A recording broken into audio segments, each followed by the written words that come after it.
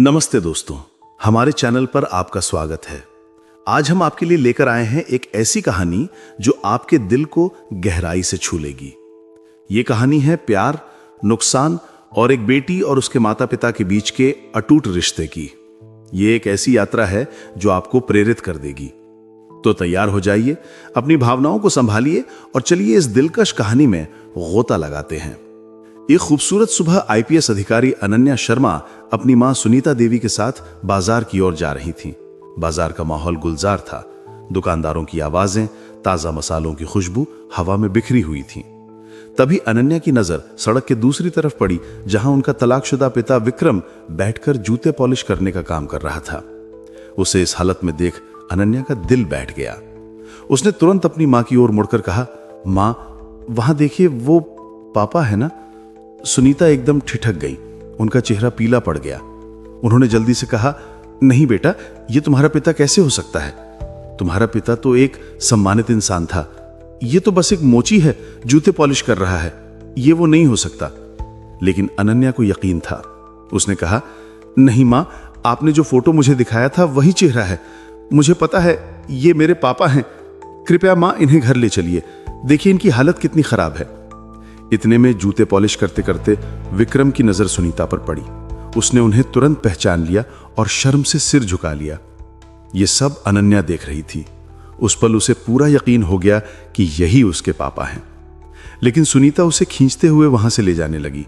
वो कह रही थी, यह तुम्हारा पिता नहीं है, तुझे गलतफहमी हुई है, चल घर चल। लेकिन अनन्या ने हाथ छुड़ाते हुए कहा, नहीं मां, पापा को घर ले चलिए। देखिए उनकी हालत कितनी खराब है। सब ठीक हो जाएगा। भले ही आप दोनों का तलाक हो चुका है, लेकिन वो मेरे पापा हैं। आपकी और उनकी दुश्मनी हो सकती है, मेरा तो कोई झगड़ा। मैं अपने पापा को घर ले जाऊंगी। लेकिन सुनीता नहीं मानी। वो गुस्से से चिल्लाई, अगर तुम उसे घर लाओगी तो मैं तुम्हारे साथ नहीं रहूंगी। अगर तुम्हें अपने पापा चाहिए तो मुझे भूल जाओ। ज्यादा जिद मत कर, ये तुम्हारे पिता नहीं है। सुनीता ने अनन्या को जबरदस्ती घर ले आई। अनन्या मजबूरी में कुछ न कर सकी और मां के साथ चली गई। उधर विक्रम ये सब देख रहा था। उसके मन में बस यही ख्याल था कि मेरी बेटी कितनी बड़ी हो गई है। काश वो मेरे पास होती तो शायद मेरी ये हालत ना होती। खैर, गलती तो मेरी ही है। मेरी वजह से आज मैं इस हालत में हूं। वो ये सोचकर फिर अपने काम में लग गया। घर पहुंचकर अनन्या ने मां से पूछा, मां, आप झूठ क्यों बोल रही हैं? वो मेरे पापा ही हैं। आप उन्हें घर क्यों नहीं लाना चाहती? मुझे अपने पापा से मिलना है। अगर आप दोनों की लड़ाई हुई है, आप दोनों में दुश्मनी है, तो आपका रिश्ता खत्म हुआ, मेरा थोड़ी खत्म हुआ है। मैं अभी भी उनकी बेटी हूं। कृपया मां, मुझे मेरे पापा से मिलने दीजिए। अनन्या ने आगे कहा, मां बताइए, आप दोनों के बीच क्या हुआ था जिस वजह से आपका तलाक हुआ? मुझे कुछ याद नहीं, लेकिन अगर आप बता देंगी तो शायद मैं सारी चीजें सुलझा दूं और हम सब फिर से नई जिंदगी शुरू करें। कृपया मां, मुझे बता दीजिए। मैं अपने पापा को इस हालत में नहीं देख सकती। मैं एक आईपीएस अधिकारी हूं और मेरे पापा मोची का काम कर रहे हैं। ये मुझे बिल्कुल बर्दाश्त नहीं। अगर आप पापा को घर नहीं लाएंगी और आप दोनों की दूरियां खत्म नहीं होंगी तो मैं भी इस घर में नहीं रहूंगी। फैसला आपके हाथ में है, लेकिन मुझे अपने पापा को घर लाना है। सुनीता बोली, तुझे जो करना है कर ले बेटा, लेकिन मैं उसे घर नहीं लाऊंगी। तुझे इस घर में रहना है या नहीं, ये तेरा फैसला है, लेकिन मैं उस आदमी को इस घर में कभी नहीं लाऊंगी। मैं बुझी हुई आग को फिर से जलाना नहीं चाहती। अगर तू मेरे साथ नहीं रहना चाहती तो अलग बात है। वैसे भी तेरे पापा ने मुझे छोड़ दिया था। अब अगर तू भी मुझे छोड़ना चाहती है तो छोड़ दे, लेकिन मेरा दिल नहीं चाहता कि वो मेरे घर आए। बेटी, तुम नहीं समझती, ये बात इतनी गहरी है कि मैं तुम्हें समझा भी नहीं सकती। ये कहकर सुनीता चुप हो गई। अनन्या मन ही मन सोचने लगी, आखिर इतनी बड़ी बात क्या हो गई कि मां आज तक नहीं मान रही हैं? क्या मेरे पापा इतने बुरे इंसान थे कि मां के दिल में इतना गुस्सा है? लेकिन क्यों? क्या ऐसा हो सकता है कि मां नहीं चाहती कि मैं पापा को घर लाऊं? क्या वो चाहती हैं कि मैं भी इस घर को छोड़ दूं? लेकिन क्यों? मां मुझे नजरअंदाज कर रही हैं, मुझे छोड़ने की धमकी दे रही हैं, पर पापा को घर नहीं लाना चाहती। आखिर इतनी बड़ी बात क्या है?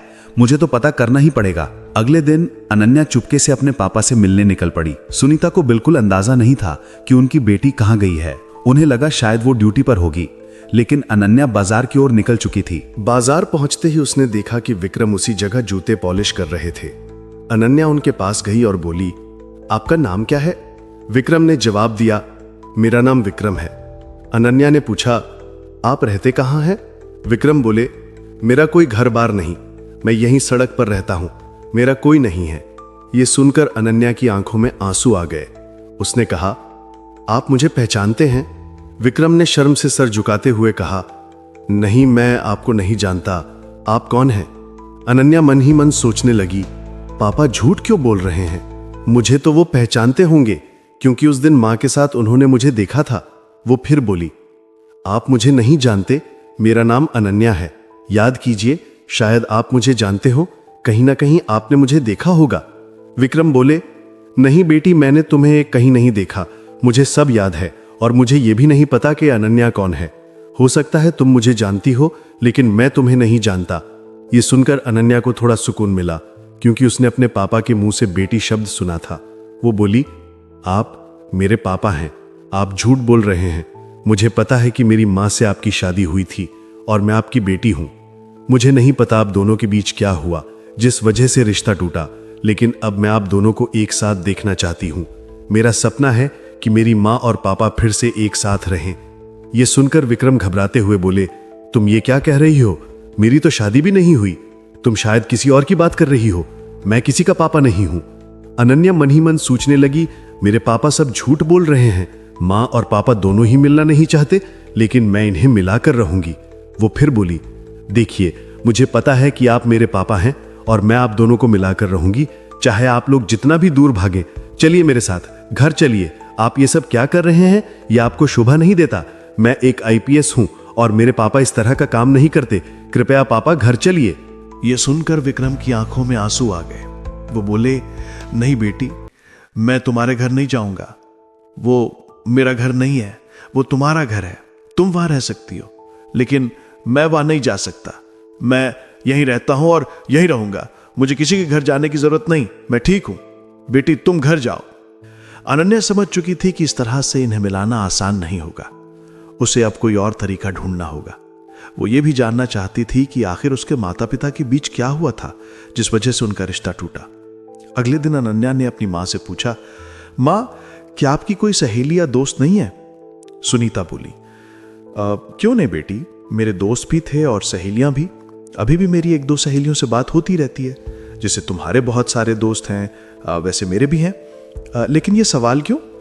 अनन्या बोली, नहीं माँ, बस ऐसी पूछ रही थी, मैंने सोचा आपके दोस्त हैं या नहीं। वैसे भी घर में कोई आता नहीं, इसलिए पूछ लिया।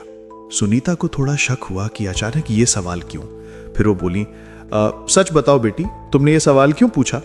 अनन्या बोली, माँ बस ऐसी, क्योंकि आपने कभी अपनी सहेलियों को घर नहीं बुलाया, किसी त्योहार पर भी नहीं। तो मैं सोच रही थी कि अगर आपकी कोई अच्छी सहेली है तो उन्हें घर बुला लीजिए। मेहमान आएंगे तो हम मिलकर मेहमान नवाजी करेंगे, कितना अच्छा लगेगा। सुनीता बोली, हाँ बेटी, तुमने सही कहा। मेरी एक तो सहेलियां पास में ही रहती हैं, उनकी शादी हो चुकी है, अगर बुलाऊंगी तो जरूर आएंगी। अगले दिन सुनीता की सहेली राधा घर आई। सबने मिलकर खाना खाया, खूब बातें की। जब राधा जाने लगी तो अनन्या बोली, अरे आंटी, आप घर जा रही हैं तो अपना नंबर दीजिए ना, कभी कभी फोन पर बात कर लेंगे। राधा ने नंबर दे दिया और अनन्या ने उसे नोट कर लिया। अगले दिन अनन्या ने राधा को फोन किया और बोली, आंटी, क्या मैं आपसे मिल सकती हूं? मुझे कुछ जरूरी बात करनी है। आप कहाँ हैं? मुझे कहाँ आना होगा? राधा बोली, क्यों बेटी, किस बारे में बात करनी है? फोन पर नहीं बता सकती? अनन्या बोली, नहीं आंटी, ऐसी बात नहीं, लेकिन मैं आपसे मिलकर ही बात करना चाहती हूं, यह बहुत जरूरी है।